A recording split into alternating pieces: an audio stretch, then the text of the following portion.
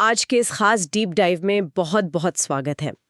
आजकल हर तरफ बस ब्लॉकचेन तकनीक और डिजिटल करेंसी की ही चर्चा सुनने को मिलती है। हाँ, बिल्कुल। मतलब एक पूरी की पूरी डिसेंट्रलाइज्ड दुनिया आकार ले रही है। एक ऐसी दुनिया जहां बिचौलियों की कोई जरूरत ही नहीं है। सही कहा। लेकिन इन सब के बीच मैं अक्सर ये सोचती हूँ कि एक बहुत बुनियादी सवाल खड़ा होता है। आखिर इन डिजिटल अग्रीमेंट्स के पीछे असली ताकत किसकी है? ये सवाल बहुत से लोगों के मन में आता है। वो कौन सी तकनीक है जो इन वादों को कोड में बदल देती है? आज हमारे पास इसी रहस्य को सुलझाने के लिए एक बहुत ही शानदार स्रोत है। जी, रॉयल रिसर्च का वो बेहतरीन दस्तावेज। बिल्कुल, रॉयल रिसर्च द्वारा तैयार किया गया एक बहुत ही गहन दस्तावेज जिसका नाम है solidity foundations architecting smart contracts for the Ethereum blockchain. ये नाम ही अपने आप में काफी तकनीकी लगता है। लगता तो है, लेकिन आज हमारी चर्चा का लक्ष्य यही है। हमें ये समझना है कि सॉलिडिटी क्या है और ये काम कैसे करती है। और वो भी बिना किसी भारी तकनीकी उलझन में पड़े। एकदम सही। हम देखेंगे कि डिसेंट्रलाइज्ड एप्स के निर्माण में इसकी क्या भूमिका है। तो चलिए इस दिलचस्प विषय की परतों को खोलते हैं। रॉयल रिसर्च का ये डेटा इसलिए भी इतना महत्वपूर्ण है क्योंकि ये हमें सीधे ब्लॉकचेन विकास के इंजन रूम में ले जाता है। इंजन रूम, ये काफी अच्छा शब्द है इसके लिए। हाँ, मतलब जब भी स्मार्ट कॉन्ट्रैक्ट्स की बात होती है तो सॉलिडिटी का नाम सबसे पहले आता है। ये समझना जरूरी है कि ये भाषा किस तरह से एक सुरक्षित डिजिटल इकोसिस्टम का आधार बना रही है। तो शुरुआत सबसे बुनियादी सवाल से करते हैं। रॉयल रिसर्च के अनुसार सॉलिडिटी आखिर है क्या? अगर सीधे शब्दों में कहूं तो दस्तावेज बताता है कि ये एक हाई लेवल और स्टैटिकली टाइप्ड प्रोग्रामिंग भाषा है। हाई लेवल का मतलब तो ये हुआ कि इसे इंसानों के पढ़ने और समझने के लिए आसान बनाया गया है, ना कि मशीन की तरह सिर्फ 0 और 1 की भाषा में। बिल्कुल। और स्टैटिकली टाइप का अर्थ है कि कोड लिखते समय ही डेवलपर को ये बताना पड़ता है कि कोई जानकारी किस रूप में है। मतलब ये पहले से तय करना होता है कि वो कोई संख्या है या कोई शब्द। हाँ, एकदम सही। लेकिन दस्तावेज में इसके डिजाइन से जुड़े एक और पहलू पर बहुत जोर दिया गया है। वो क्या है? सबसे दिलचस्प बात यह है कि सॉलिडिटी को किसी सामान्य कंप्यूटर या लैपटॉप पर चलने के लिए नहीं बनाया गया है। अच्छा, तो फिर इसे कहाँ चलाया जाता है? इसका जन्म विशेष रूप से एथेरियम वर्चुअल मशीन के लिए हुआ है, जिसे संक्षेप में हम ईवीएम कहते हैं। ईवीएम? तो क्या ये कोई एक बहुत बड़ा सर्वर है? नहीं, ईवीएम को समझने के लिए किसी एक कंप्यूटर की कल्पना मत कीजिए, बल्कि दुनिया भर में फैले उन हजारों कंप्यूटर्स के नेटवर्क की कल्पना कीजिए जो एक साथ मिलकर एक ग्लोबल सुपर कंप्यूटर की तरह काम कर रहे हैं। बाप रे, ये तो बहुत विशाल नेटवर्क हुआ। हाँ, और सॉलिडिटी में लिखा गया हर एक कोड इसी ईवीएम पर चलता है। ये भाषा डेवलपर्स को ऐसे स्मार्ट कॉन्ट्रैक्ट्स लिखने की ताकत देती है जो सेल्फ एग्जीक्यूटिंग होते हैं। सेल्फ एग्जीक्यूटिंग मतलब अगर अनुबंध की शर्त पूरी हो गई तो वो बिना किसी इंसान के बटन दबाए खुद लागू हो जाएगा। एकदम सही। ये तो कुछ ऐसा हुआ जैसे किसी वेंडिंग मशीन में हमने पैसे डाले और बिना किसी दुकानदार के मशीन ने खुद ही कोल्ड ड्रिंक बाहर निकाल दी। बहुत ही सटीक उदाहरण दिया आपने। बस यहाँ ये सब डिजिटल रूप में और बहुत बड़े स्तर पर हो रहा है। और सबसे अच्छी बात यह है कि मैंने रॉयल रिसर्च के डेटा में पढ़ा कि इसे सीखना कोई एकदम नई दुनिया की पहेली सुलझाने जैसा नहीं है। बिल्कुल नहीं। दस्तावेज बताता है कि अगर किसी को पहले से C++ या पाइथन या जावास्क्रिप्ट का ज्ञान है तो सॉलिडिटी काफी परिचित लगेगी। हाँ, इसके निर्माताओं ने जानबूझकर इसे ऐसा बनाया है ताकि ज्यादा से ज्यादा डेवलपर्स इसे आसानी से अपना सकें। तो वही होंगे जो हर भाषा में होते हैं ना? जी, बुनियादी ढांचा काफी हद तक पारंपरिक भाषाओं जैसा ही है, जैसे कि बुलियन जो केवल ये बताता है कि कोई बात सही है या गलत, ट्रू या फॉल्स। हाँ, फिर इंटीजर्स आते हैं जिनमें संख्याएं स्टोर होती हैं। सॉलिडिटी में डेवलपर्स को बहुत नियंत्रण मिलता है। किस तरह का नियंत्रण? वे इंट 8 से लेकर इंट 256 तक के अलग-अलग साइज के इंटीजर्स चुन सकते हैं ताकि जगह की बिल्कुल बर्बादी ना हो। और टेक्स्ट के लिए? टेक्स्ट के लिए स्ट्रिंग है। हालांकि रॉयल रिसर्च का दस्तावेज ये साफ करता है कि ब्लॉकचेन पर टेक्स्ट को स्टोर करना थोड़ा महंगा सौदा हो सकता है। अच्छा, तो इसका कोई विकल्प है? हाँ, अक्सर इसे बाइट्स के रूप में स्टोर करना ज्यादा कुशल माना जाता है और डेटा की सूची बनाने के लिए एरेस का उपयोग होता है। लेकिन मुझे लगता है कि असली जादू तो तब शुरू होता है जब हम उन चीजों की बात करते हैं जो सिर्फ ब्लॉकचेन के लिए बनी हैं। आप एड्रेस और मैपिंग की बात कर रही हैं ना? बिल्कुल। डेटा में इन दो बहुत खास टाइप्स का जिक्र है, एक 20 बाइट्स का एड्रेस और दूसरा मैपिंग। सामान्य प्रोग्रामिंग से ये कितने अलग हैं? यही वो बिंदु है जहां सॉलिडिटी अपनी असली पहचान दिखाती है। एड्रेस टाइप 20 बाइट को एक ऐसा डेटा टाइप है जो सीधे एथीरियम नेटवर्क पर किसी की पहचाान को दर्शाता है। क्या हम इसे किसी डिजिटल बैंक अकाउंट नंबर की तरह समझ सकते हैं? 100%। एक भाषा के अंदर ही अकाउंट नंबर को पहचानने की यह क्षमता इसे बहुत शक्तिशाली बनाती है। और मैपिंग का क्या काम है? देखिए, ब्लॉकचेन पर डेटा खोजना बहुत जटिल और महंगा काम हो सकता है। मैपिंग इस समस्या को एक की वैल्यू स्टोर के जरिए सुलझाती है। क्या इसे हम एक डिजिटल फोन बुक की तरह देख सकते हैं? एकदम। जैसे फोन बुक में एक नाम के आगे उसका नंबर लिखा होता है, वैसे ही मैपिंग में एक एड्रेस के आगे उसका डेटा सुरक्षित रखा जाता है। जैसे कि उस खाते में कितने टोकन हैं। हाँ, जब भी किसी खाते का बैलेंस चेक करना हो तो पूरे नेटवर्क को खंगालने की जरूरत नहीं होती। मैपिंग सीधे उस पते पर जाकर पलक झपकते ही जानकारी दे देती है। इससे तो समय और नेटवर्क की ऊर्जा दोनों बचती होगी। बिल्कुल। ये तो बहुत शानदार तरीका है। अब जब डेटा स्टोर हो गया तो उस पर काम कैसे होता है? दस्तावेज में फंक्शंस और कंट्रोल स्ट्रक्चर्स की बात भी है। हाँ।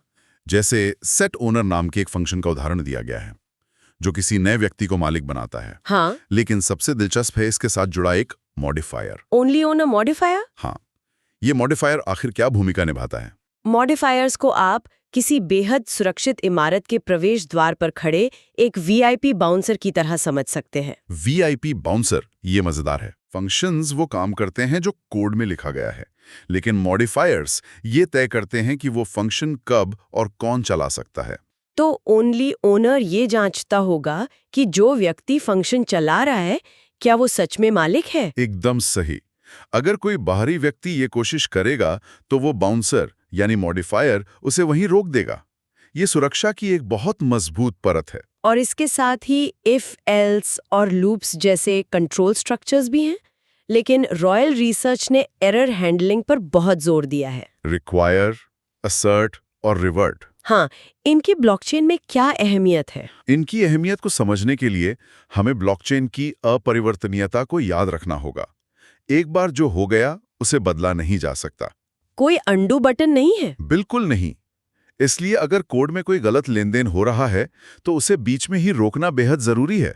तो क्या ये तीनों उसी रोकने का काम करते हैं? हाँ, अगर कोई शर्त पूरी नहीं होती है तो ये तुरंत उस प्रक्रिया को रोक देते हैं और ट्रांजैक्शन को रिवर्ट कर देते हैं। रिवर्ट करने का मतलब सब कुछ पहले जैसा हो जाना। हाँ, सब कुछ उसी स्थिति में वापस आ जाता है जैसा ट्रांजैक्शन शुरू होने से बिल्कुल पहले था। इससे कोई आधा अधूरा डेटा ब्लॉकचेन पर दर्ज नहीं हो पाता। ये तो बहुत सुरक्षित तरीका है। तो अगर किसी ने शर्तें तय कर लीं, कोड लिख लिया, तो ये सब बाहरी दुनिया से कैसे जुड़ता है? यहीं से डी एप्स यानी डिसेंट्रलाइज्ड एप्स की कहानी शुरू होती है। ये रॉयल रिसर्च के दस्तावेज का बहुत व्यवहारिक हिस्सा है।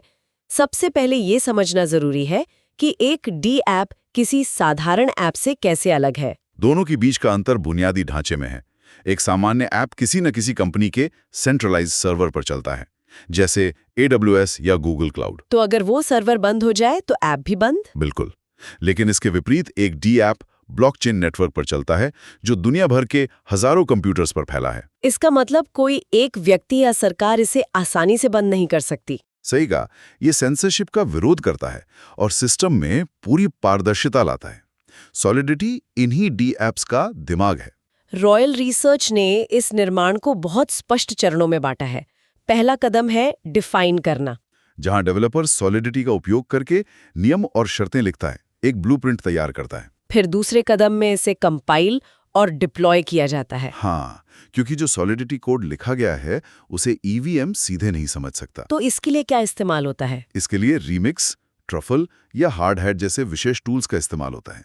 ये कोड को बाइट कोड में बदल देते हैं जिसे ईवीएम समझता है, और फिर इसे नेटवर्क पर लाइव कर देते हैं, जिसे डिप्लॉयमेंट कहते हैं। एकदम सही। लेकिन आम यूजर्स कमांड लाइन पर जाकर तो कोड टाइप नहीं करेंगे ना, उन्हें एक सुंदर यूजर इंटरफेस चाहिए। यहीं पर तीसरा कदम आता है फ्रंट एंड इंटीग्रेशन। दस्तावेज के अनुसार web3.js या ethers.js जैसी लाइब्रेरीज का उपयोग करके इन कॉन्ट्रैक्ट्स को वेबसाइट से जोड़ा जाता है, ताकि पीछे की जटिलता यूजर को ना दिखे। और फिर आता है चौथा कदम, टेस्टिंग। दस्तावेज ने इस पर इतना जोर क्यों दिया है? जैसा हमने पहले कहा, ब्लॉकचेन पर कोई डिलीट बटन नहीं होता। हाँ, एक बार जो लाइव हो गया वो हो गया। सामान्य सॉफ्टवेयर में तो कंपनी नया अपडेट भेज देती है, लेकिन स्मार्ट कॉन्ट्रैक्ट्स के कोड को बदला नहीं जा सकता। तो अगर कोई खामी रह गई तो वो हमेशा के लिए वहीं रहेगी और दुर्भावनापूर्ण लोग उसका फायदा उठाकर सारा पैसा निकाल सकते हैं। इसलिए टेस्टनेट्स पर कठोर टेस्टिंग अनिवार्य है। और ये बात हमें सीधे सुरक्षा और खतरों की तरफ ले जाती है। ये हिस्सा सच में आंखें खोलने वाला था। ये सोचना भी डरावना है कि एक छोटी सी गलती से करोड़ों की संपत्ति गायब हो सकती है। दस्तावेज में सबसे पहले री-एंट्रेंसी अटैक्स का जिक्र है। ये ब्लॉकचेन के इतिहास के सबसे कुख्यात हमलों में से है। इसे हम कैसे समझें? इसे एक एटीएम मशीन के उदाहरण से समझते हैं। मशीन का सही तरीका क्या है? पहले वो चेक करती है कि खाते में पैसे हैं या नहीं, फिर वो पैसे देती है और अंत में बैलेंस अपडेट करती है कि पैसे कट चुके हैं। अब कल्पना कीजिए कि मशीन बैलेंस अपडेट करने से पहले ही 1 सेकंड के लिए रुक जाती है और कोई उसे लगातार पैसे दो का कमांड देता रहे। बिल्कुल, मशीन बार बार पैसे निकालती रहेगी क्योंकि उसे अभी पता ही नहीं चला है कि खाता खाली हो चुका है। रीएंट्रेंसी अटैक ये है। बाप रे, मतलब एक कॉन्ट्रैक्ट दूसरे को पैसे भेजता है, लेकिन अपना खाता अपडेट करने से पहले ही दूसरा कॉन्ट्रैक्ट वापस उसी फंक्शन को कॉल कर लेता है। ये खतरनाक लूप बन जाता है। रॉयल रिसर्च के अनुसार इसका समाधान क्या है? इसका सबसे पुख्ता समाधान है चेक्स इफेक्ट्स इंटरैक्शंस पैटर्न। इसका मतलब पहले सारी शर्तें चेक करें, हाँ, फिर अपने कॉन्ट्रैक्ट का बैलेंस तुरंत अपडेट करें, यानी इफेक्ट्स, और सबसे अंत में जाकर किसी बाहरी कॉन्ट्रैक्ट को पैसे भेजें, यानी इंटरैक्शंस। ये बहुत तार्किक उपाय है। इसके अलावा इंटीजर ओवरफ्लो और अंडरफ्लो की भी चर्चा है। ये पुराने दिनों की बहुत बड़ी समस्या थी। इसे शायद किसी गाड़ी के ओडोमीटर से समझ सकते हैं, जब वो अपनी अधिकतम सीमा पर पहुंचकर वापस शून्य पर आ जाता है। बिल्कुल, प्रोग्रामिंग में ये गणितीय गड़बड़ी भारी पड़ सकती है। अगर किसी के पास 0 टोकन है और वो 1 घटाने की कोशिश करें, तो वो अचानक से सबसे बड़ी संख्या बन जाता था। लेकिन अच्छी खबर ये है कि सॉलिडिटी के नए वर्जन में इसे सुलझा लिया गया है। हाँ, वर्जन 0.8 और उसके बाद इनबिल्ट चेक आ गए हैं जो ऐसी गड़बड़ी होने पर ट्रांजैक्शन को रोक देते हैं। लेकिन एक खतरा है जो डेवलपर की जिम्मेदारी है, गैस लिमिट और लूप्स। इथीरियम पर हर ऑपरेशन के लिए फीस देनी पड़ती है, जिसे गैस कहते हैं। ये हाईवे पर चलने के लिए टोल टैक्स देने जैसा है। जितना लंबा सफर उतना ज्यादा टोल। तो अनबाउंडेड लूप्स खतरनाक क्यों हैं? अगर किसी कॉन्ट्रैक्ट में ऐसा लूप है जो खत्म ही नहीं हो रहा है, तो वह लगातार चलता रहेगा और गैस खर्च होती रहेगी जब तक सारा पैसा खत्म ना हो जाए। बिल्कुल। यहाँ असली वित्तीय नुकसान होता है।